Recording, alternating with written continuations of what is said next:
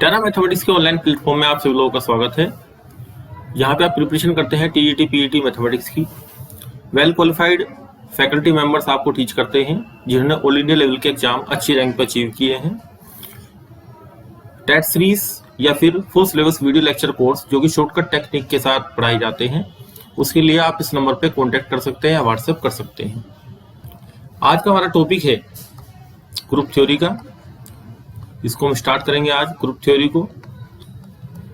उसमें सबसे पहले आपको जो पढ़ना है वो है बाइनरी ऑपरेशन। तो जनरल लैंग्वेज में आप एक चीज समझिए कि ये आपके पास एक सेट है, इस सेट के अंदर आपके पास एलिमेंट्स हैं। अब आपने क्या किया कि यहाँ पे एक ऑपरेशन लिया। ये ऑपरेशन इन मेंबर्स के ऊपर ऑपरेट करना है। किन्हीं भी दो मेंबर्स के ऊपर ऑपरेट करने से इस ऑपरेशन को जो तीसरा मेंबर हमारे पास आएगा, यानी कि ए स्टार बी, जो हमारे पास तीसरा मेंबर सी आएगा, वो सी मेंबर अगर इसी सेट को बिलोंग करता है, इसको मैं एस ले लेता हूं, तो ये जो ऑपरेशन आपने लगाया इसको बोलते हैं बाइनरी ऑपरेशन। जैसे आपके पास नेचुरल नंबर का सेट है, तो नेचुरल नंबर के सेट पे जब आप यहाँ पे एडिशन रख लीजिए तो किन्हीं भी दो नंबर को ऐड करने पे तीसरा जो हमारे पास नंबर आएगा वो नेचुरल नंबर में ही एग्जिस्ट करेगा। लेकिन नेचुरल नंबर के साथ अगर आपने माइनस का ऑपरेशन ले लिया और 1 - 2 किया तो -1 आएगा और वो इस सेट के अंदर नहीं है। यानी कि नेचुरल नंबर के सेट के लिए जो माइनस का ऑपरेशन है वो बाइनरी ऑपरेशन की तरह काम नहीं करेगा। बाइनरी का मतलब बाई मैंने दो, और आपने उनको एलिमेंट्स को लेके क्या लगाया, एक ऑपरेशन लगाया। तो हमें सिर्फ ये देखना है, कॉमन जो हमारी जनरल लैंग्वेज है उसमें हम ये कहते हैं कि अगर एक सेट के दो एलिमेंट लेके उस पर कोई ऑपरेशन ऑपरेट करके तीसरा जो एलिमेंट बना अगर वो उसी सेट के अंदर आता है तो हम उस ऑपरेशन को बाइनरी ऑपरेशन कहते हैं। तो ये जो इसमें आप देख रहे हैं कि सेट के साथ हमने जो बाइनरी ऑपरेशन लिया है, इसको आप इस तरीके समझें कि एक स्कूल है और उसमें आपका जो डिसिप्लिन है वो एक ऑपरेशन की तरह काम करता है। यानी कि कोई भी दो मेंबर हमेशा क्या रहते हैं, डिसिप्लिन के साथ रहते हैं। इसका मतलब ये हुआ कि ये जो डिसिप्लिन है, ये जो ऑपरेशन है, ये पूरे स्कूल के सिस्टम को, क्या आपके स्कूल में 1000 बच्चे हैं, लेकिन ये ऑपरेशन क्या करता है, सबको वेल बिहेव्ड रखता है। यानी कि इस सिस्टम को चलाने के लिए, स्कूल के सिस्टम को ऑपरेट करने के लिए ये जो ऑपरेशन आपने लगाया डिसिप्लिन का, ये इसके साथ क्या है, कंपैटिबल। कंपैटिबल का मतलब है कि इसके हिसाब से स्कूल का सिस्टम अच्छे तरीके से वर्क कर रहा है। तो इसी तरीके से हमारी फैमिली है, फैमिली में जो मेंबर्स के बीच में रिलेशनशिप होती है वो आपकी एक तरीके से क्या काम करती है, बाइनरी ऑपरेशन का काम करती है। टफ लैंग्वेज में इस तरीके से हम इसको समझ सकते हैं। मैथमेटिकल लैंग्वेज में आप देखिए, let G be a non empty set, क्योंकि आपसे इंटरव्यू में ये जो मैंने कॉमन लैंग्वेज में आपको समझाया है ये तो अपने आप समझने वाली बात है। मैथमेटिकल लैंग्वेज में किस तरीके से करेंगे, let G be a non empty set. अब आप देखिए यहाँ पे कि आपने ये जो ऑपरेशन लगाया दो एलिमेंट के बीच में, जो आपने ऑपरेशन लगाया, तो ये एक फंक्शन की तरह काम कर रहा है जो कि ऑर्डर्ड पेयर ए बी को, हमने तो नॉर्मली आपको क्या कहा था कि आपको एक एलिमेंट लेने हैं दो, ए और बी।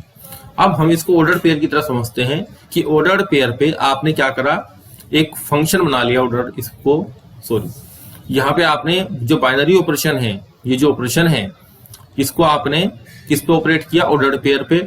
और ऑपरेट करने के बाद जो एलिमेंट बना वो एक सिंगल एलिमेंट बनेगा, उसको मैं सी मान लेता हूं। तो जो स्टार हमारे पास है बाइनरी ऑपरेशन के लिए जो हमने यूज किया है, अब ये जो हमारे पास ऑर्डर्ड पेयर हैं ये कहां से जनरेट होते हैं, ये जी क्रॉस जी से जनरेट होते हैं। जब आप किसी दो सेट की कार्टेशियन प्रोडक्ट करते हैं तो हमारे पास क्या आता है, ऑर्डर्ड पेयर का सेट आता है taking the elements of a and b. फिर हमने आपको ये बताई थी बात, इसमें पहले भी डिस्कस किया था कि जो ये जी क्रॉस जी आएगा, इसके जो एलिमेंट्स आएंगे वो ऑर्डर्ड पेयर आएंगे। ऑर्डर्ड पेयर को किससे ऑपरेट करना है, स्टार को ऑपरेट कर देना है किस पे, ए कोमा बी पे। इस तरीके से जैसे आप ट्वेल्थ क्लास में फंक्शन पढ़ते हैं तो आप एफ ऑफ एक्स लिखते हैं, इसी तरीके से मैं इस स्टार को एफ लिख सकता हूं, f of a comma b, यानी कि इस पे ऑपरेट होगा। ऑपरेट आप किस तरीके से कर सकते हैं, इनको ऐड कर सकते हैं, +1 कर सकते हैं, इस तरीके से। तो ये एक नया एलिमेंट आ गया, और ये अगर ये बिलोंग कर रहा है जी को, तो स्टार एक बाइनरी, स्टार जो हमारे पास है बाइनरी ऑपरेशन, वो जी क्रॉस जी से कहां पे है, जी में एक फंक्शन है। तो let G be a non repeat set, then a function star from G cross G to G is called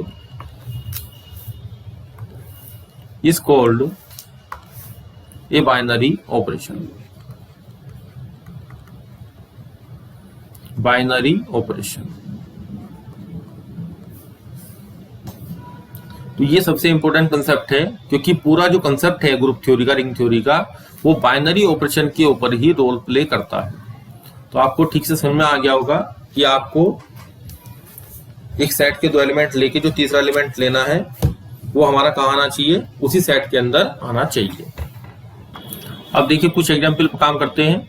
अगर हमने प्लस का ऑपरेशन लिया और हमें देखना है नेचुरल नंबर के जो सेट है उसके लिए कैसा वर्क करता है, तो ये बाइनरी ऑपरेशन के तरीके से काम करेगा, क्योंकि किन्हीं भी 2 नेचुरल नंबर का सम एक तीसरा नेचुरल नंबर आएगा जो उसी सेट के अंदर एग्जिस्ट करता है। लेकिन माइनस की प्रक्रिया में अगर आपने 2 और 1 को माइनस किया तो 2 - 1 1, ये तो नेचुरल नंबर में आ रहा है, लेकिन 1 - 2 जब आप करेंगे तो -1 आएगा और वो नेचुरल नंबर में एग्जिस्ट नहीं करेगा, तो ये बाइनरी ऑपरेशन नहीं होगा। यानी कि n के रिस्पेक्ट में माइनस का जो ऑपरेशन है वो बाइनरी ऑपरेशन नहीं है, लेकिन एडिशन वाला है। अब माइनस का ऑपरेशन लेते हैं सेट ऑफ इंटीजर्स के साथ, तो यहाँ पे किन्हीं भी 2 नंबर्स को आप माइनस करेंगे तो या तो निगेटिव क्वांटिटी आएगी, या 0 आएगी, या पॉजिटिव आएगी। तो वहां क्या होगा, वहां पे आपको वो नंबर इंटीजर के सेट के अंदर ही आएगा, तो ये बाइनरी ऑपरेशन बनाएगा। लेकिन डिवीजन का जो ऑपरेशन है वो सेट ऑफ इंटीजर्स के लिए बाइनरी ऑपरेशन के तरीके से यूज नहीं कर सकते, क्योंकि किन्हीं भी 2 नंबर का डिवीजन 4/2 करेंगे तो 2 हमारा इंटीजर्स में आएगा, लेकिन आपका 2/4 करेंगे तो 1/2 आएगा, जो कि इंटीजर्स के सेट के अंदर नहीं है। तो इस तरीके से हम देख सकते हैं कि कौन सा ऑपरेशन किस सेट के लिए बाइनरी ऑपरेशन की, बाई का मतलब याद रखें 2 एलिमेंट को लेना है, उनको ऑपरेट करना है, तीसरा एलिमेंट आएगा और वो तीसरा एलिमेंट हमारा उसी सेट में जाना चाहिए। अब हम स्टडी करेंगे कंपोजिशन टेबल की। बहुत सारे कंसेप्ट ऐसे हैं जो आप कंपोजिशन टेबल से स्टडी करेंगे।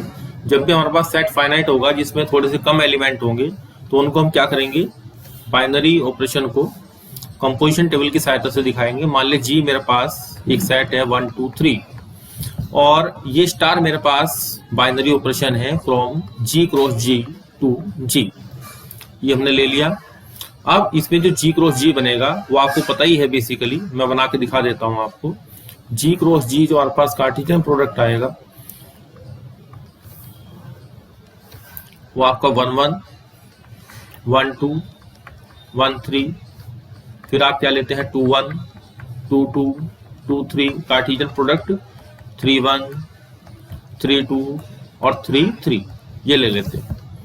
अब इसके ऑर्डर्ड पेयर के जो एलिमेंट्स हैं उनको आपने स्टार से क्या किया, फाइंड अप किया। यहाँ पे ए स्टार बी निकाला, ऑर्डर्ड पेयर बदलते रहेंगे, आपके ए और बी की वैल्यू बदलती रहेंगी, और ये जो एलिमेंट आपके पास आएगा ये आपके जी में से आना चाहिए, इस जी को बिलोंग करना चाहिए, ये जो स्टार बी एलिमेंट आएगा आपके पास। अब इसको कंपोजिशन टेबल की सहायता से मैं क्या करता हूँ, जी के साथ प्लस का ऑपरेशन ले लेता हूँ और देखता हूँ कि बाइनरी ऑपरेशन आएगा कि नहीं आएगा। तो यहाँ पे तो आप प्लस रख दें, और यहाँ पे 1 2 3 और यहाँ पे 1 2 3। तो जो ऑर्डर्ड पेयर की वर्किंग है ये इसके थ्रू इसके पास जाएगा। देखिए ये 1 इसके थ्रू इसके पास जाएगा, तो 1 और 1 2, फिर 1 इसके थ्रू इसके पास जाएगा 1 और 2 3, फिर ये इसके पास जाएगा 1 3 4, ऐसे 2 इसके थ्रू जाएगा, यहां से जाएगा 1 के पास 2 1 3, फिर 2 प्लस के थ्रू जाएगा 2 के पास 2 और 2 4, फिर 2 प्लस के थ्रू जाएगा, इस ऑपरेशन के थ्रू जाएगा, तो 2 3 6। अब आप इसको सीधा भी सीख सकते हैं कि 2 1 के साथ आके ये एलिमेंट बनाएगा, 2 और 2 4 होंगे, और 2 और 3 इसमें सॉरी यहाँ पे ये 2 और 3 5 आएगा। इसी तरीके से 3 और 1 4। तो आप इसको समझिए कि इस तरीके से जाएगा, आप इसको अपने माइंड में प्ले कर सकते हैं कि इसको इस तरीके से मूव करना है या इसको ऑपरेट करके सीधा एलिमेंट यहाँ लिखना है। जैसे मैंने लिखा 3 के लिए यहाँ 4 आएगा, 3 के साथ 2 लिखेंगे तो 3 और 2 5 आएगा, और 3 के लिए 3 के साथ 3 और 3 6 आएगा। तो ये एलिमेंट हमारे पास क्या है, 5 और 6 एलिमेंट आए। अब आप देखिए कि हमारे पास ये जो एलिमेंट्स हमने बनाए हैं ये G क्रॉस G से G में जाना चाहिए, लेकिन जो हमने कंपोजिशन टेबल बनाई है इसमें 2 आ रहा है, ये भी हमारे पास है, ये मैं हाईलाइट कर देता हूं, 2 भी है, 3 भी है, लेकिन 4 नहीं है। तो यहाँ पे ये एलिमेंट आपका G में नहीं जा रहा है, तो इसलिए क्या होगा, ये 4 एलिमेंट आपका G को बिलोंग नहीं कर रहा है। तो इसलिए जो प्लस का ऑपरेशन है इस G सेट के लिए बाइनरी ऑपरेशन की तरीके से बिहेव नहीं करेगा। अगर ये पूरा हमारे पास नेचुरल नंबर का सेट होता, अगर मैं यहां से नेचुरल नंबर का सेट बना देता हूं G को नेचुरल नंबर, तभी एग्जिस्ट होना शुरू हो जाएगा, लेकिन वो कंपोजिशन टेबल इनफाइनाइट हो जाएगी, बहुत बड़ी हो जाएगी। तो छोटे ऑपरेशन के लिए है। अब एक एग्जाम्पल हम लेते हैं, ये तो एग्जाम्पल था जिसमें बाइनरी ऑपरेशन नहीं बनाएगा। अब हम दूसरे एग्जाम्पल पर काम करते हैं जिसमें कि बाइनरी ऑपरेशन बनाएगा। अब आप क्या करेंगे, G जो सेट लेंगे उसमें 1 ओमेगा और ओमेगा स्क्वायर लेंगे, ये क्या होते हैं, क्यूब रूट ऑफ यूनिटी होते हैं, और मल्टीप्लीकेशन का जो ऑपरेशन है उसको हम लेके चलेंगे। अब मुझे चेक करना है कि ये जो ऑपरेशन है मल्टीप्लीकेशन का, ये G के लिए बाइनरी ऑपरेशन की तरह काम करता है नहीं काम करता है। तो हम इसके लिए क्या करेंगे, कंपोजिशन टेबल बनाएंगे। अब देखिए कंपोजिशन टेबल किस तरीके से बनाई जाएगी।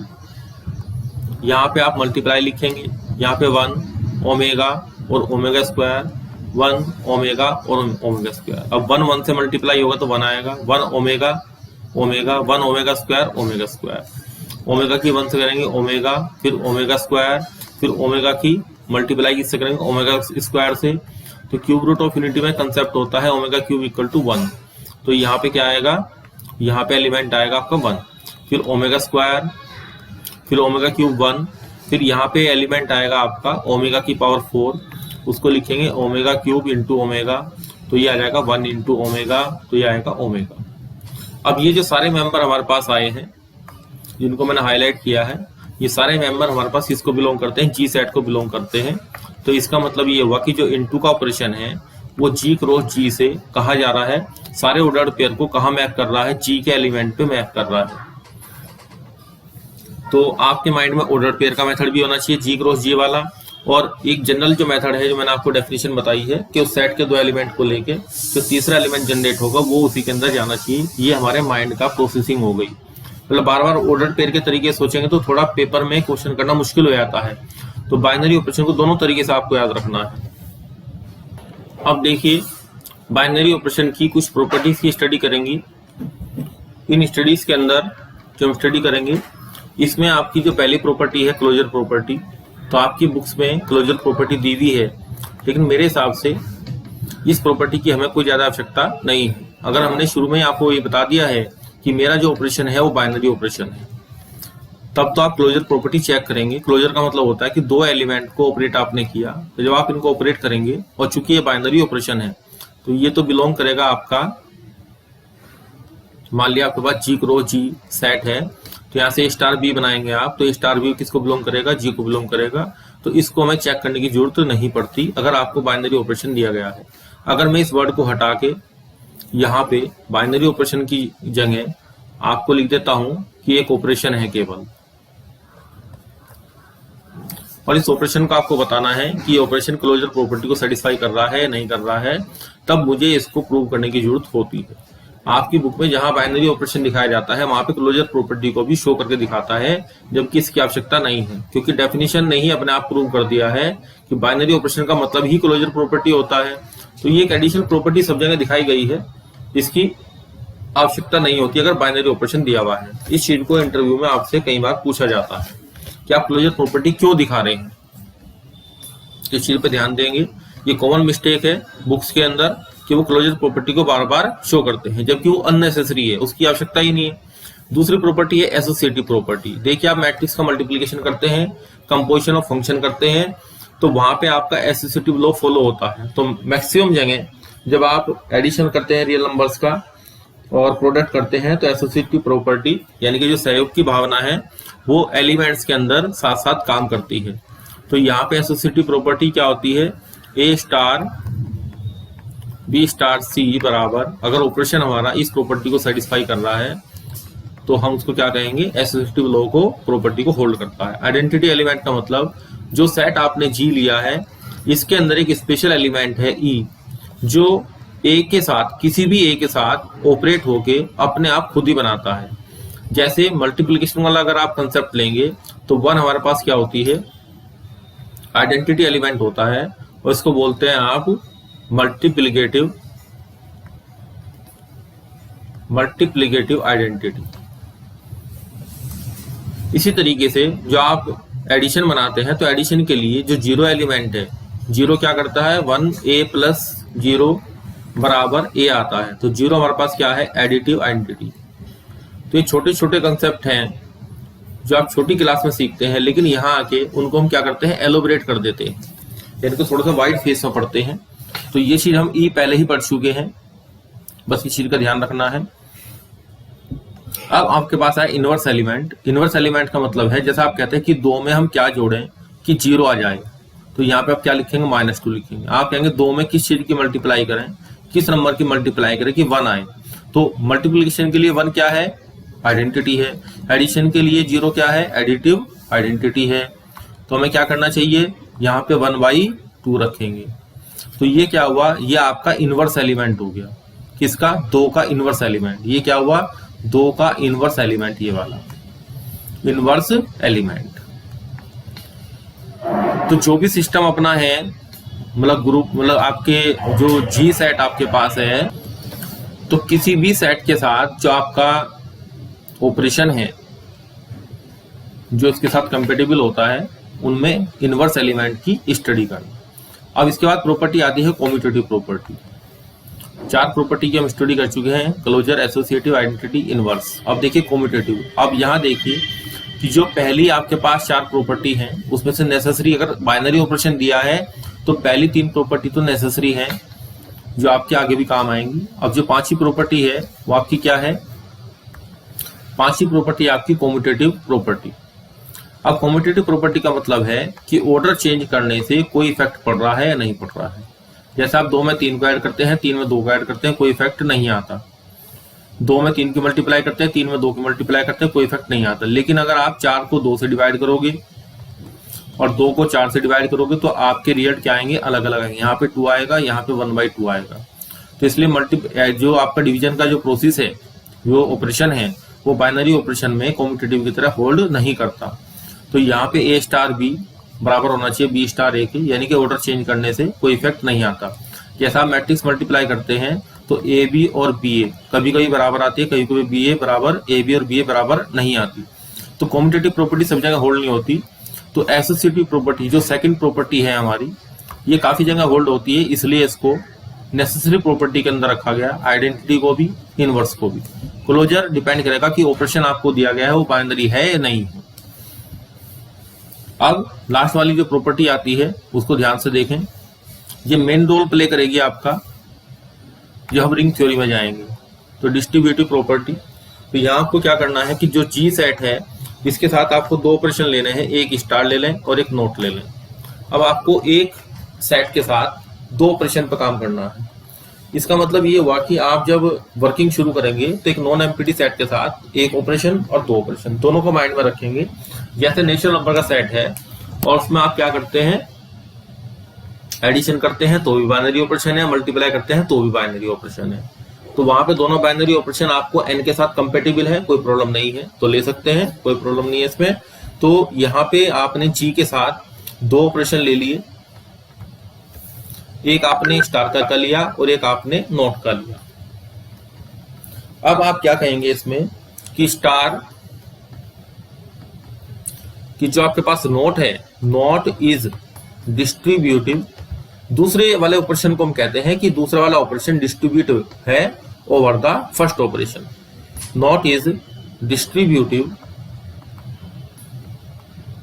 ओवर, इसका भी कारण बताएं कि दूसरे को क्यों मानते हैं, डिस्ट्रीब्यूटिव ओवर द स्टार, यानी कि A not B star C equal to A not B, bracket में कर देता हूं, स्टार ए नॉट सी।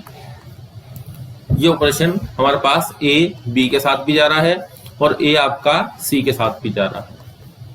ये दो चीज हो गई। अब छोटी क्लासेस में आप सीखते हैं कि अगर ए की मल्टीप्लाई आप करते हैं ए इंटू बी प्लस सी के साथ, तो ए इंटू बी प्लस ए इंटू सी। तो यही प्रॉपर्टी आपके पास है। तो हम क्या करते हैं अधिकतर कि प्लस को जो ऑपरेशन है इसको हम फर्स्ट ऑपरेशन मानते हैं और इंटू को दूसरा ऑपरेशन मानते हैं। अब जैसे मैंने यहाँ पे क्या लिया था, यहाँ पे तो स्टार ले लिया था, यहाँ पे नोट ले लिया था। अब आगे जितनी भी हम स्टडी करेंगे वो क्या करता है, मतलब जो स्टैंडर्ड बनाया गया है, जो आपका दूसरा ऑपरेशन है उसको तो हम मल्टीप्लिकेशन के फॉर्मेट में लिखते हैं, जबकि ये ऑर्डिनरी मल्टीप्लिकेशन नहीं होता। कभी कभी होगा, कभी कभी नहीं होगा। ऑर्डिनरी मल्टीप्लिकेशन हमेशा नहीं होगा, ये ध्यान रखें आप। और यहाँ पे जो एडिशन का साइन बनाया है ये भी आपके पास जनरल जो ऑर्डिनरी एडिशन है,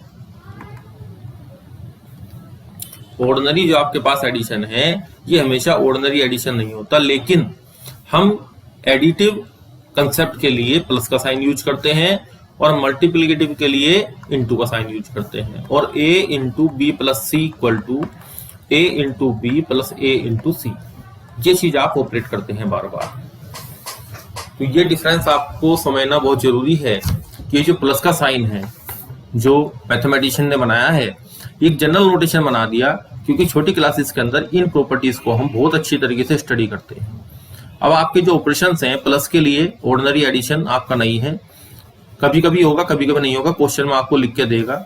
और इनटू वाला जो ऑपरेशन है वो ऑर्डिनरी सीधा सीधा मल्टीप्लिकेशन सब जगह नहीं होगा, जहां होगा वो आपको क्वेश्चन में बताएगा। क्योंकि स्टार को और नोट को लिखने में जो बार बार प्रॉब्लम क्रिएट होती है, उससे बचने के लिए मैथमेटिशियन ने इसको फ्रेम कर दिया कि आप पहला ऑपरेशन प्लस में रख रहे हैं, उसको एडिटिव बनाएं, और दूसरा ऑपरेशन आप किस में रखेंगे, इनटू में रखेंगे, उसको डॉट बनाएं। इस डॉट को भी हम क्या करते हैं, कई बार स्किप कर देते हैं। डॉट को भी हम स्किप करके ए पी प्लस सी लिख देते हैं, और अंडरस्टैंडिंग होती है इसमें, ये अंडरस्टूड होता है कि यहाँ पे इन दोनों के बीच में मल्टीप्लीकेशन वाला कंसेप्ट आ रहा है। जो भी है नाम उसका मैं मल्टीप्लाई कर रहा हूं, लेकिन वास्तव में सीधा सीधा वो मल्टीप्लाई नहीं है, वो दूसरा ऑपरेशन है। आप समझ लें कि डॉट हमारा, ये जो डॉट हमने बनाया है ये सेकंड ऑपरेशन की तरफ बिहेव करेगा। हमेशा बदल भी सकते हैं, लेकिन एक स्टैंडर्ड जो है वो मैं बता रहा हूं। और प्लस का जो ऑपरेशन है ये आपका सेकंड फर्स्ट ऑपरेशन की तरह। तो यहां बहुत कंफ्यूजन होता है स्टडी के अंदर। तो ये डिस्ट्रीब्यूटिव प्रॉपर्टी तब स्टार्ट होगी जब हम आपको रिंग थ्योरी की स्टार्टिंग कराएंगे। इससे पहली जो वर्किंग आपकी चल रही है 1 to 5, 1 से लेकर 5 तक की जो मैंने प्रॉपर्टी स्टडी करी है बाइनरी ऑपरेशन की, यहां से मैं ग्रुप की डेफिनेशन फ्रेम करूंगा। तो ये तो फंडामेंटल जो ग्रुप थ्योरी में एंटर करने के लिए सबसे जरूरी काम है। नेक्स्ट देखिए, अब आपको स्टडी करनी है एल्जेब्रिक स्ट्रक्चर की। देखिए एल्जेब्रिक स्ट्रक्चर क्या होगा, ए non empty set equipped with one और मोर, ये चीज ध्यान रखनी है। एक या एक से ज्यादा बाइनरी ऑपरेशन आएंगे डिफाइंड ऑन इट, जो कि सेट के ऊपर डिफाइंड है, जो भी आपने लिया है, is called an algebraic structure. अब यहाँ पे अगर स्टार बाइनरी ऑपरेशन है किसी सेट जी के लिए, तो हम कैसे लिखेंगे, ब्रैकेट में लिखेंगे G comma star is an algebraic structure. अब इसके एग्जाम्पल की स्टडी कीजिए, N plus N into R plus into, सारे क्या है, एल्जेब्रिक स्ट्रक्चर हैं। लेकिन नेचुरल नंबर के साथ जब माइनस लेंगे तो ये एल्जेब्रिक स्ट्रक्चर नहीं होगा, क्योंकि 2 - 3 करेंगे तो -1 आएगा, और वो बाइनरी ऑपरेशन एन के रेस्पेक्ट में नहीं होगा। तो सेट के रेस्पेक्ट में आपको क्या करना है, इस सेट के रेस्पेक्ट में ये जो ऑपरेशन है इसको देखना है कि ये बाइनरी की प्रॉपर्टी को, ये बाइनरी ऑपरेशन की प्रॉपर्टी को सेटिस्फाई कर रहा है या नहीं कर रहा है। इसमें एलिमेंट्स हैं और ये इसके लिए क्या है, ऑपरेशन। अब आप इसको अच्छी तरीके से समझ गए होंगे कि हमें इस स्टार को देखना है कि ये सेट के लिए परफेक्ट है या नहीं है। किसी भी तरीके से समझ सकते हैं परफेक्ट है या नहीं है, या इस सेट के लिए ये कंपैटिबल है या नहीं, कंपैटिबल है या नहीं है, यानी कि इसके साथ एडजस्टमेंट कर पा रहा है या नहीं कर पा रहा है। ये इस सेट को ये ऑपरेशन सूट करता है या नहीं करता है। नेक्स्ट देखिए, हमारा जो मोटिव था ग्रुप थ्योरी को रीड करने का, उस पर हम आ गया उस टॉपिक के ऊपर। An algebraic structure G comma star bracket में इसी तरीके से लिखा जाता है एल्जेब्रिक स्ट्रक्चर को, is said to be a group, उसको ग्रुप कहेंगे इफ दिस फोर पोस्टुलेट्स। अब ये जो पोस्टुलेट्स हैं इनको क्या बोलते हैं, प्रॉपर्टीज बोलते हैं जनरल लैंग्वेज में, सेटिस्फाइड। पहली प्रॉपर्टी है आपकी क्लोजर की। अब आप कहेंगे कि आपने क्लोजर को मना किया था, इसको चेक करने की आवश्यकता नहीं है, क्योंकि एल्जेब्रिक स्ट्रक्चर के अंदर जो आपका ये स्टार है ये ऑलरेडी बाइनरी ऑपरेशन होता है डेफिनेशन के हिसाब से। लेकिन उसका कारण है जिसके लिए मैंने इसको यहाँ पे लिखा है, अभी बताता हूँ। इसमें दूसरे नंबर पे प्रॉपर्टी आपकी एसोसिएटिव वाली आई थी, ऊपर हमने बता दी है बाइनरी ऑपरेशन के लिए एग्जिस्टेंस ऑफ आइडेंटिटी एलिमेंट और एग्जिस्टेंस ऑफ इनवर्स एलिमेंट, और एक लास्ट प्रॉपर्टी अलग से लिखते हैं अबेलियन ऑफ कम्यूटेटिव ग्रुप। अब देखिए यहाँ पे जो समझने वाली बात है कि अगर मेरे पास जी के साथ एक बाइनरी ऑपरेशन होता है तो मैं एल्जेब्रिक स्ट्रक्चर तो है ये, इसका नाम एक स्पेशल हम रख देते हैं, इसको लिखते हैं हम यहाँ पे ग्रुपोइड।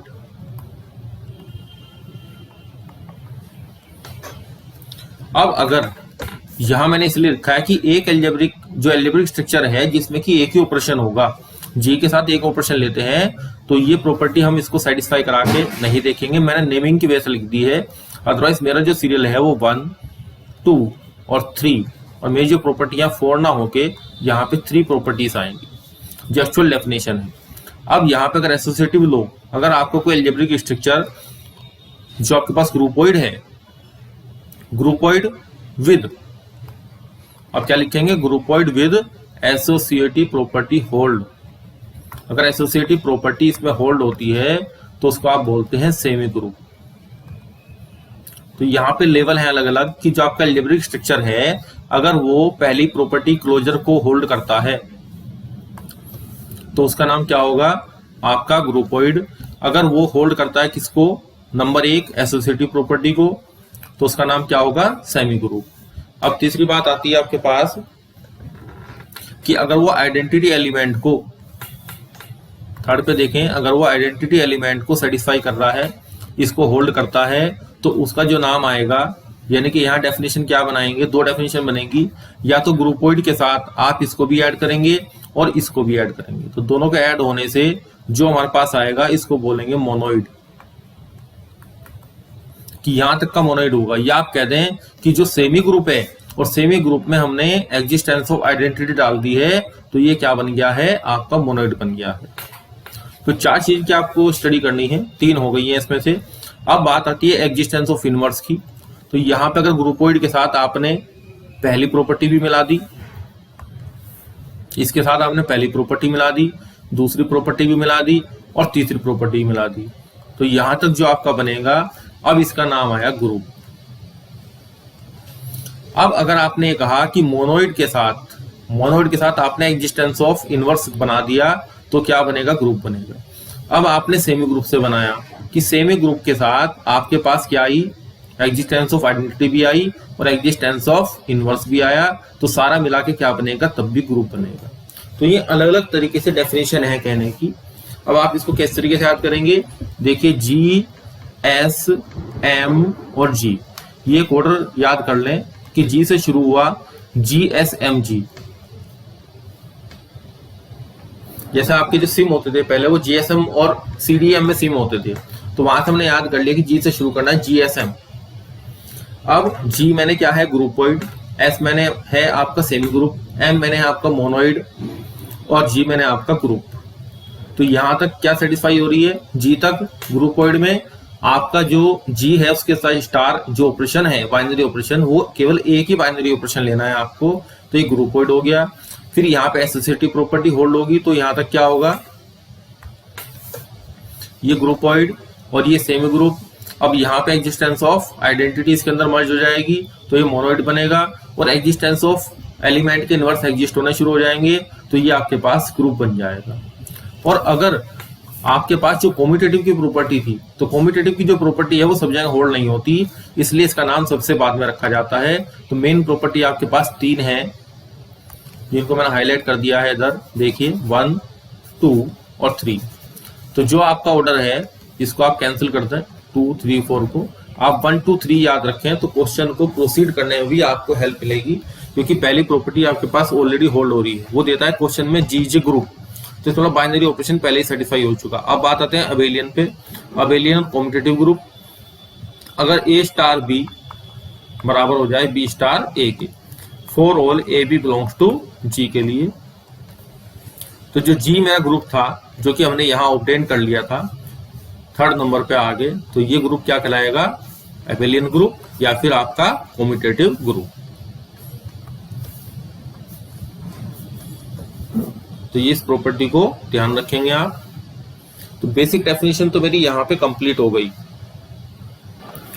अब नेक्स्ट देखिए, यहां पे आपको देखना है फाइनाइट ग्रुप और इनफाइनाइट ग्रुप। देखिए जिसके एलिमेंट आपके फाइनाइट होंगे जिनको आप काउंट कर सकते हैं तो फाइनाइट ग्रुप होगा, अदरवाइज आपका इनफाइनाइट ग्रुप होगा। जैसे सेट ऑफ नेचुरल नंबर है या क्यूब रूट ऑफ यूनिटी बनाते हैं तो फाइनाइट ग्रुप है 1 ओमेगा ओमेगा स्क्वायर, मल्टीप्लीकेशन के साथ आपका नेचुरल नंबर का सेट है तो इनटू के साथ, और सॉरी एडिशन के साथ क्या बनाएगा? इनफाइनाइट ग्रुप बनाएगा।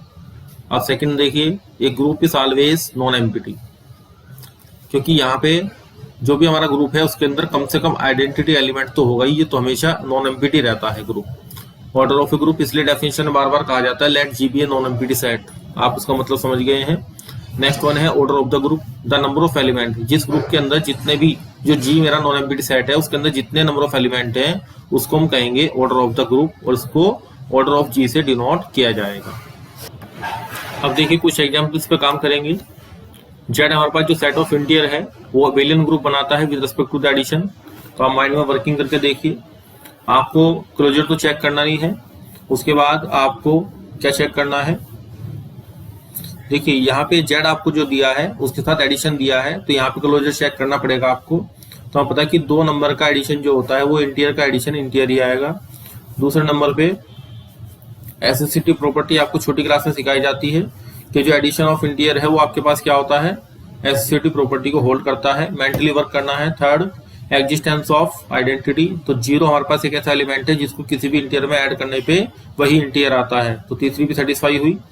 और चौथी प्रॉपर्टी एग्जिस्टेंस ऑफ इनवर्स, तो किसी भी नंबर ए के साथ माइनस ए उसका क्या आता है? इनवर्स आता है, क्योंकि A plus minus A equal to 0 identity. तो इसका मतलब क्या हो कि जेड जो हमारे पास सेट ऑफ इंटीजर है विद रिस्पेक्ट टू द, अब मैंने ये जो ऑपरेशन आपके साथ लिखा है आपको दिया है इसमें, अब यहाँ पे चारों प्रॉपर्टी आपको सेटिस्फाई करनी है। ये बात आपको समझ में आ गई? क्योंकि केवल मुझे क्या दिया गया है? एडिशन दिया गया है। मुझे ये नहीं कहा गया कि ये बाइनरी ऑपरेशन है, केवल आपको सेट दे दिया जेड और आपको क्या दे दिया? एडिशन की प्रॉपर्टी देगी। तो 4 प्रॉपर्टी मैंने सेटिस्फाई करा के देखी आपको। पहली प्रॉपर्टी आपकी क्लोजर की थी, पूरी हो गई। दूसरी प्रॉपर्टी एसोसिएटिव की थी, वो पूरी हो गई। तीसरी प्रॉपर्टी आपकी एग्जिस्टेंस ऑफ आइडेंटिटी थी, वो पूरी हो गई। और चौथी आपके पास कंडीशन है एग्जिस्टेंस ऑफ इनवर्स, तो वो पूरी हो गई। और यहाँ पे जो इंटीजर्स हैं हमारे पास वो अबेलियन ग्रुप बनाएंगे, क्योंकि आपके पास जो कॉम्पिटिटिव प्रॉपर्टी है वो भी सेटिस्फाई हो जाती है। अब आप दूसरे एग्जाम्पल पाइए, सेकंड पे देखते हैं क्या होगा। Z is not a group, इसने कहा जेड ग्रुप नहीं बनाएगा। अब नेक्स्ट देखिए कि जेड ग्रुप नहीं बनाएगा with respect to the multiplication. अब यहाँ देखिए क्या चीज इसमें सेटिस्फाई नहीं हो रही है। तो मल्टीप्लीकेशन का ऑपरेशन है, 2 इंटीजर्स को मल्टीप्लाई करेंगे इंटीजर्स ही आएगा, तो आपकी क्लोजर सेटिस्फाई हो गई। अब एसोसिएटिव भी होती है मल्टीप्लीकेशन, कोई प्रॉब्लम नहीं होती है। अब बात आती है आइडेंटिटी की, तो आइडेंटिटी 1 हमारे पास होता है मल्टीप्लीकेशन में। अब बात आती है इनवर्स, तो 2 के लिए जो इनवर्स आएगा वो 1/2 आएगा, लेकिन 1/2 एक इंटीजर नहीं है, तो यहाँ पे एग्जिस्टेंस ऑफ इनवर्स फेल हो गई, इसलिए ये ग्रुप नहीं बनाएगा। इसलिए ये कंडीशन कही गई कि ग्रुप नहीं बनाएगा। तो ये मेंटली वर्क करना है आपको, क्योंकि हम प्रूव करने के लिए तो बीएससी में काम करते हैं सिर्फ। अब नेक्स्ट देखिए जो इंपॉर्टेंट है आपका nth रूट ऑफ यूनिटी। ये कंसेप्ट आपने कॉम्प्लेक्स नंबर में पढ़ा है, तो ये ग्रुप बनाता है with respect to the multiplication. अब आपको पता है कि 2 nth रूट ऑफ यूनिटी के मल्टीप्लाई करने से क्या बनेगा आपका? पहली प्रॉपर्टी चेक करनी है मुझे, ये क्लोजर प्रॉपर्टी सेटिस्फाई हो जाएगी, कोई प्रॉब्लम नहीं है। नंबर 2 पे एसोसिएटिव प्रॉपर्टी मल्टीप्लाई करेंगे, कोई इफेक्ट नहीं आता। कॉम्प्लेक्स नंबर को आपस में मल्टीप्लाई करने से एसोसिएटिव प्रॉपर्टी रियल नंबर की तरह बिहेव करती है, तो ये भी सेटिस्फाई होगी। अब एग्जिस्टेंस ऑफ आपके पास क्या है? आइडेंटिटी। तो nth रूट ऑफ यूनिटी में 1 भी होता है, तो वहां पे एग्जिस्टेंस ऑफ आइडेंटिटी भी आपके पास आ गई। अब बात आई इनवर्स की, तो हर एक कॉम्प्लेक्स नंबर के लिए एक इनवर्स एग्जिस्ट करता है। जो हमारे पास nth रूट ऑफ यूनिटी है वो सारे हमारे पास नॉन जीरो नंबर होते हैं, और सबके लिए जैसे ओमेगा के लिए ओमेगा स्क्वायर, जैसे आप क्यूब रूट ऑफ यूनिटी पे काम करते हैं तो ओमेगा के लिए ओमेगा स्क्वायर कितना बनाएगा, ओमेगा क्यूब 1 बनाएगा। और 1 क्या है, मल्टीप्लिकेटिव आइडेंटिटी। तो वहां से हम इसको देख सकते हैं कि हर nth रूट ऑफ यूनिटी के लिए एक नंबर ऐसा एग्जिस्ट करता है, उसका दूसरा ही उसी सेट के अंदर जो आपका आइडेंटिटी बनाता है। तो ये क्या हो गया, इसमें एग्जिस्टेंस ऑफ इनवर्स भी एग्जिस्ट कर गया। अब ये अबेलियन ग्रुप बनाएगा क्योंकि यहाँ पे ऑर्डर चेंज करने से कोई भी इफेक्ट नहीं पड़ेगा, तो कम्यूटेटिव प्रॉपर्टी भी सेटिस्फाई हो जाएगी। nth रूट ऑफ यूनिटी में कोई इफेक्ट नहीं आएगा, क्योंकि रियल नंबर में जैसे मल्टीप्लाई करते हैं इसी तरीके से आप कॉम्प्लेक्स नंबर के अंदर मल्टीप्लाई करते हैं। अब इसमें नेक्स्ट देखिए M3 क्या है, the set of all non singular matrices हैं। अब आप यहाँ ध्यान दीजिए कि इसने कहा कि नॉन सिंगुलर मैट्रिसेस, तो नॉन सिंगुलर का मतलब क्या होता है कि इनवर्स एग्जिस्ट करते हैं। तो पहले ही कंफर्मेशन दिखाई दे रही है, फॉर्म एन अबेलियन ग्रुप बनाएगा with respect to the matrix multiplication. अब मल्टीप्लिकेशन के साथ देखिए पहली प्रॉपर्टी क्या सेटिस्फाई होगी, नंबर 1 क्लोजर में कोई प्रॉब्लम नहीं है, क्योंकि दो आप नॉन सिंगुलर मैट्रिक्स को मल्टीप्लाई करते हैं। ये प्रॉपर्टी ध्यान रखिए इसमें कि आपकी मैट्रिक्स कैसी है, नॉन सिंगुलर है। तो जब आप ए बी मैट्रिक्स को बनाते हैं, दो मैट्रिक्स को आप क्या करेंगे, आप देखिए दो मैट्रिक्स आपके पास इन्वर्टेबल हैं, तो जब आप ए बी बनाओगे डिटर्मिनेंट ऑफ ए बी, तो वह आएगा determinant of A into determinant of B. अब ये भी नॉन जीरो है, ये भी नॉन जीरो है, तो डिटर्मिनेंट ऑफ ए बी क्या होगी, नॉन जीरो। तो ए बी क्या हो गया, ए बी भी इन्वर्टेबल आएगी, नॉन सिंगुलर आएगी, नॉन सिंगुलर। अब ये सेट आपको तेजी से तभी पता लगेंगे जो आपकी पहला वाली स्टडी है, जो आपने पूरी 12th क्लास की करी है, वो कितनी फास्ट है उसके ऊपर डिपेंड करता है। अब इसमें आप देखिए पहली प्रॉपर्टी एसोसिएटिव की पास हो गई, कोई प्रोडक्ट क्लोजर की पास हो गई। अब दूसरी बात क्या आती है, एसोसिएटिव लो। अब हमने आपको बताया था, यहाँ पे क्लोजर लिखेंगे, यहाँ पे क्लोजर और यहाँ पे एसोसिएटिव। एसोसिएटिव में क्या होता है, मैट्रिक्स मल्टीप्लिकेशन हमेशा एसोसिएटिव होता है। ए बी सी और ए बी सी सभी सेम ऑर्डर की होती है तब, और इन्वर्टेबल होने का कोई इसमें फर्क नहीं पड़ रहा है, नॉर्मल भी रूल होता है अगर वो सिंगुलर हो या नॉन सिंगुलर हो। लेकिन मैट्रिक्स मल्टीप्लिकेशन ऑर्डर के हिसाब से सेम ऑर्डर की मैट्रिक्स है हमारे पास, मतलब आपके पास कैसे ली है, M3 ली है, तो M3 के लिए बात कर रहा हूं, तो ये एसोसिएटिव हमेशा होता है। तो यहाँ पे एसोसिएटिव लॉ होल्ड हो गया, कोई दिक्कत नहीं है। थर्ड नंबर पे एग्जिस्टेंस ऑफ क्या निकालनी है, आइडेंटिटी। तो मल्टीप्लिकेशन के लिए आपके पास आपके पास क्या आती है, जिसका डिटर्मिनेंट 1 होता है और बराबर नहीं है 0 की, यानी कि इसके अंदर एक मेंबर ऐसा एग्जिस्ट कर गया, आइडेंटिटी के लिए ये मेंबर एग्जिस्ट कर गया जो कि नॉन सिंगुलर मैट्रिक्स है और आइडेंटिटी की तरह बिहेव करेगा। ये कंडीशन पूरी हो गई। अब एग्जिस्टेंस ऑफ इनवर्स, तो आपको पता है कि एवरी स्क्वायर मैट्रिक्स जो नॉन सिंगुलर होती है उसके लिए उसका इनवर्स एग्जिस्ट करता है। तो इस तरीके से क्या बन गया, ये ग्रुप बनाएगा। अब बात रही अबेलियन की, तो ये अबेलियन ग्रुप नहीं होगा, क्योंकि मैट्रिक्स मल्टीप्लिकेशन जनरली आपके पास कम्यूटेटिव नहीं होता, कभी ये हो जाता है कभी नहीं होता, इसलिए कंडीशन फेल हो जाती है, तो ये अबेलियन ग्रुप नहीं बनाता। तो ये कुछ 4 एग्जाम्पल मैंने आपको सिखाए हैं जिसमें आपको मेंटली वर्क करना है कि कहाँ से ग्रुप बन रहा है, कहाँ से ग्रुप नहीं बन रहा है। अब 2 इंपॉर्टेंट ऑपरेशन सीखिए आप, ये आपके क्वेश्चंस करने में काफी काम आते हैं। एडिशन मॉडुलो m, इसका नोटेशन प्लस के साथ m लिखेंगे नीचे सफिक्स में, या फिर प्लस पे सर्कल बना के फिर m सफिक्स में लिखा जाएगा। a addition modulo m। अब यहाँ जो वर्ड आपका यूज हुआ है मॉडुलो, इसका मतलब मैं आपको बताऊंगा। Least non negative remainder when a plus b is divided by m, यानी कि आपने a से b को, a और b को ऐड किया, m से डिवाइड किया, m को फिक्स इंटीजर है और आपका जो रिमाइंडर आएगा वो आपको लिखना है। अब दूसरी बात है मल्टीप्लिकेशन मॉडुलो m, इसका नोटेशन आपके पास प्रोडक्ट के साथ m लिखते हैं या फिर प्रोडक्ट के ऊपर आप क्या बनाते हैं, सर्कल बना के m लिख देते हैं इस तरीके से। तो a मल्टीप्लिकेशन मॉडुलो m क्या दिखाएगा, the least non negative remainder, वही आएगा ऊपर वाला, व्हेन a b, बस यहाँ पे क्या आएगा, a b आ जाएगा, प्रोडक्ट आएगा when a b is divided by m। अब इसका कुछ काउंटर एग्जाम्पल आप सीख लीजिए, एग्जाम्पल किस तरीके से बिहेव करेंगे। 2 + 3 8, तो यहाँ पे 8 और 2 10 आएगा, एडिशन करेंगे, फिर उसको आप 3 से डिवाइड करेंगे, 3 3 9। यहाँ तो मैं आपको करके दिखा रहा हूँ, और 1 हमारे पास ये बच गया इस तरीके से। अब दूसरा एग्जाम्पल प्रोडक्ट के लिए देख लेते हैं। 8 मल्टीप्लीकेशन मॉडुलो 3 और यहाँ पे लिख देता हूँ 5।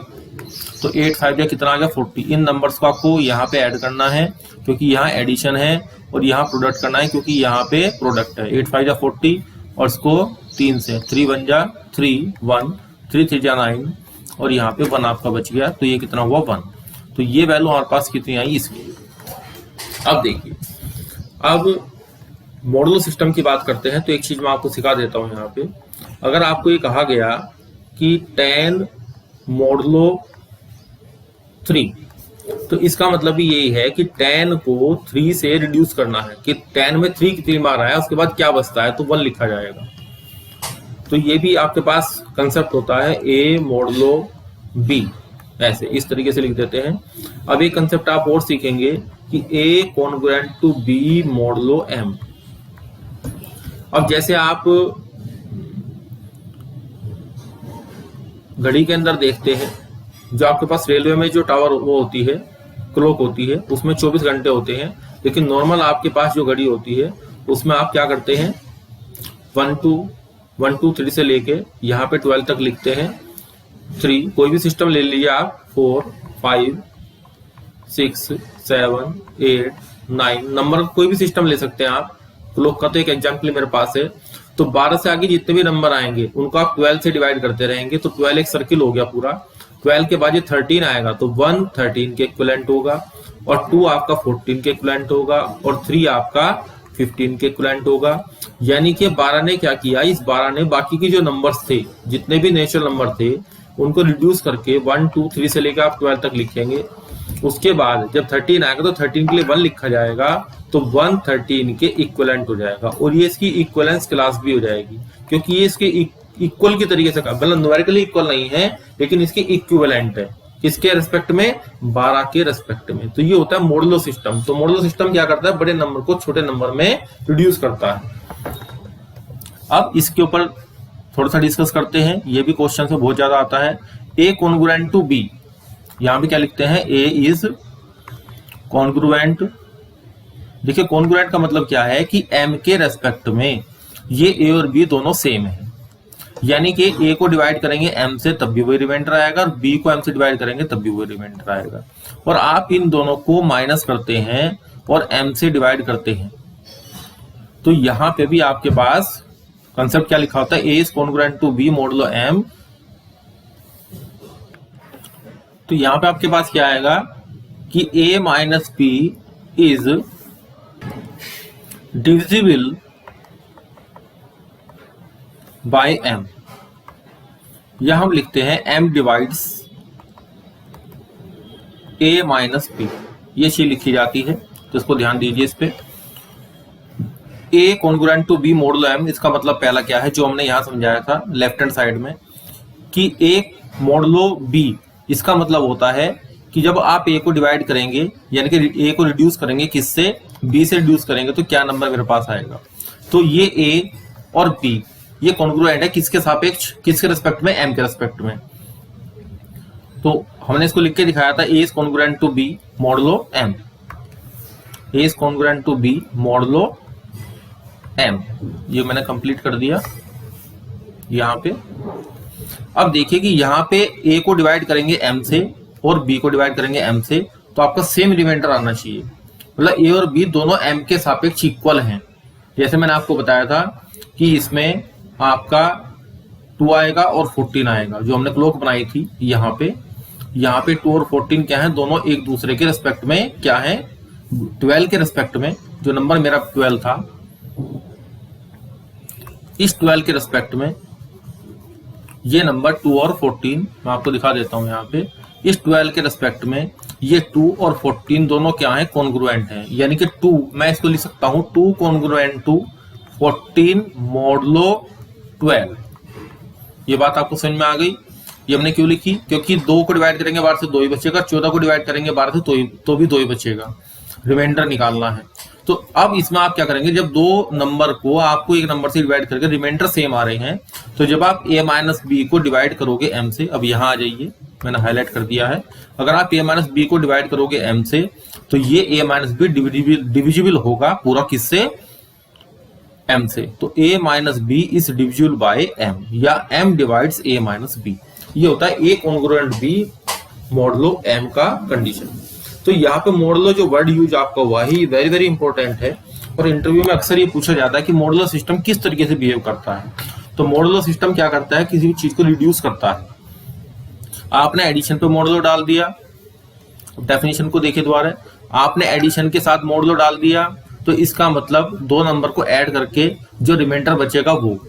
तो कहानी कहां से शुरू होती है, ए मॉडुलो बी पे शुरू होती है, या ए मॉडुलो एम लिख देता हूं मैं यहाँ पे ए मॉडुलो मैंने एम लिख दिया, यानी कि ए को डिवाइड करना है किससे, एम से, और जो हमारे पास रिमाइंडर बचेगा नॉन निगेटिव तो उसको बोलते हैं हम ए मॉडुलो एम। अब ये एडिशन पे डाल दिया, तो एडिशन का मतलब है कि इन दोनों नंबर को जो मैंने एन सर्किल किए हैं, इन दोनों नंबर को ऐड कीजिए, एम से डिवाइड कीजिए।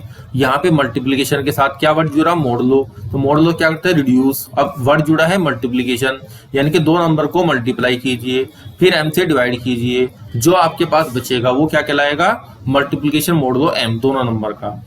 और तीसरी बात मैंने आपको बताई दी है, जो यहाँ पे समझाई है कि A congruent to B modulo M. इसका मतलब ए और बी को जब एम से डिवाइड करेंगे तो सेम रिमाइंडर बचेगा, यानी कि दोनों का मॉडुलो सिस्टम लगा के रिमाइंडर सेम आ रहा है। अब दोनों का आप डिवाइड करेंगे, जैसे आपने 2 और, तो जो इसका डिफरेंस आएगा ए माइनस बी का, वो एम से क्या हो जाएगा, डिविजिबल हो जाएगा। जैसे हमने अभी आपको बताया था कि जो हमारी क्लॉक होती है उसके रिस्पेक्ट में 2 और 14 आपके मॉडुलो 12 हैं, यानी कि 2 कॉन्ग्रुएंट टू 14 मॉडुलो 12 है। अब आप 2 में से 12 को क्या करेंगे, इसको डिवाइड करेंगे, 12 से 2 बचेगा रिमाइंडर, इसको 12 से डिवाइड करेंगे 2 रिमाइंडर बचेगा, इन दोनों को माइनस करेंगे तो 12 आएगा। भले ही वो माइनस के 12 है, इससे कोई इफेक्ट नहीं पड़ता, लेकिन 12 से डिविजन होकर रिमाइंडर इसका 0 आ गया, यानी कि वो इसको डिवाइड कर रहा है। और भी काउंटर एग्जाम्पल आप ले सकते हैं इसके। तो यहाँ पे 12 क्या डिवाइड करेगा, 2 माइनस 14 को, 2 माइनस 14 इज डिविजिबल बाय 12। तो पूरा मॉडुलो सिस्टम मैंने आपको समझा दिया, जो कि बुक्स में काफी सारी स्टडी करनी पड़ती है, तब जाके सब चीजें कंबाइंड हो पाती हैं। 4-5 जगह अलग अलग तरह की चीजें दी गई हैं, वो मैंने सब इस टॉपिक के अंदर समराइज कर दी है। नेक्स्ट टॉपिक देखिए, integral power of an element of a group. अब आपके पास एक एलिमेंट ए है, अब आप क्या करते हैं, जब आप जी क्रॉस जी बनाते हैं, जो कि बाइनरी ऑपरेशन आप अप्लाई करते हैं जी से जी में, तो जी में मान लिया एलिमेंट आपके पास 1 2 है, तो इसका जो ऑर्डर पेयर बनेगा वो 1 1 1 2 और 2 1 और 2 2 बनेगा। इसका मतलब यहाँ पे एक एलिमेंट आया जिसमें दोनों रिपीट होंगे, तो यहाँ पे 1 स्टार 1 बनाना पड़ेगा आपको, जो भी डेफिनेशन है, और यहाँ से 2 स्टार 2 भी बनाना पड़ेगा। इसका मतलब क्या हुआ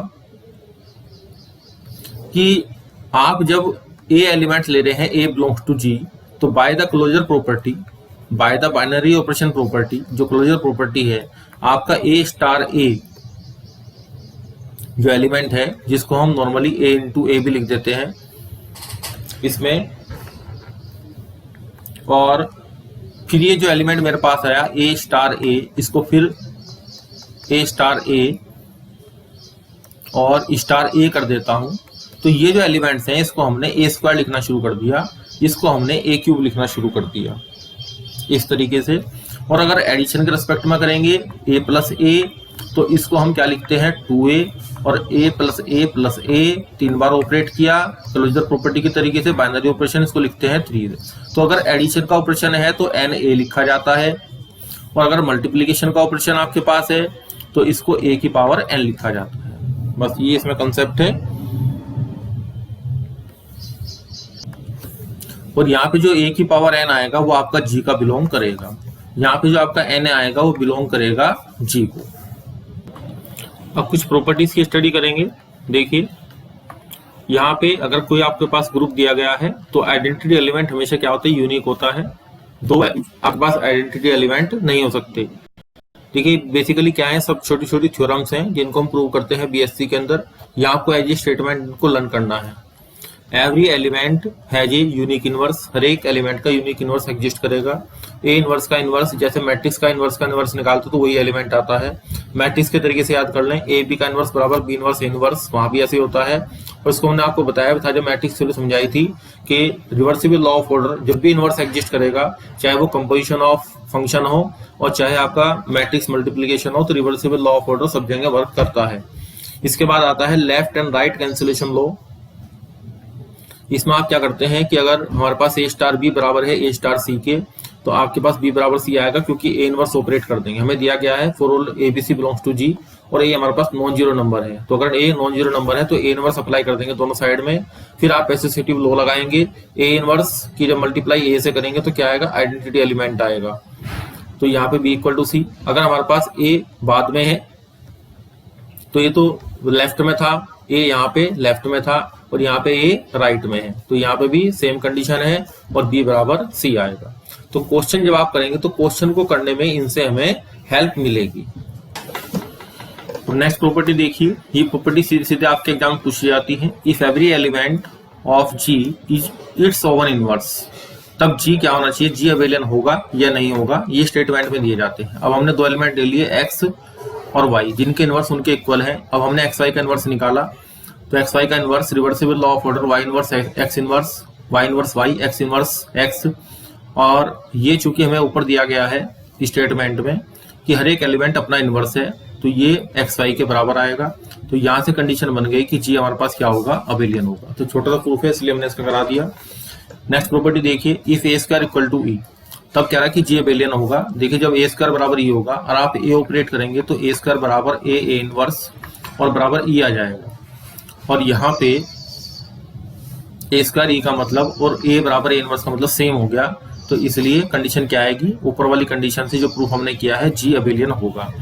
अब एट्थ कंडीशन देखिए, if G is abelian if and only if a b का स्क्वायर बराबर ए स्क्वायर बी स्क्वायर। इसका प्रूफ थोड़ा सा लेंथी है तो इसको आप लर्न कीजिए। नेक्स्ट वन, ए बी की पावर एन बराबर, जब ट्रू के लिए ट्रू हो रहा है तो आगे भी ट्रू होगा, ये भी ट्रू आएगा। अगर आपको इक्वेशन दी है ग्रुप के अंदर ए एक्स ए बराबर बी, तो आप क्या करेंगे, ए इनवर्स अप्लाई करेंगे इस पे, फिर एसोसिएटिव लॉ को होल्ड कर देंगे, ए इनवर्स बी, यहाँ पे ए इनवर्स ए के साथ आएगा तो ई हो जाएगा, और ई एक्स ए बराबर एक्स ए हो जाएगा, फिर ए इनवर्स बी, फिर आप क्या करेंगे, फिर ए इनवर्स लेफ्ट से अप्लाई करेंगे एक्स ए, फिर एसोसिएटिव लॉ अप्लाई कर देंगे ए इनवर्स बी और ए इनवर्स, और यहाँ पे एक्स ए इनवर्स के साथ ई आ जाएगा, a inverse B A inverse, और एक्स सी बराबर एक्स सी होता है क्योंकि आइडेंटिटी एलिमेंट को मल्टीप्लाई करने से हमारे पास element A inverse B A inverse. तो ये इसका सॉल्यूशन आ जाएगा। ऐसे छोटे छोटे क्वेश्चन आपके एग्जाम में पूछे जाते हैं। तो आज का आपका लेक्चर ग्रुप थ्योरी का यहीं पे फिनिश होता है। Thank you.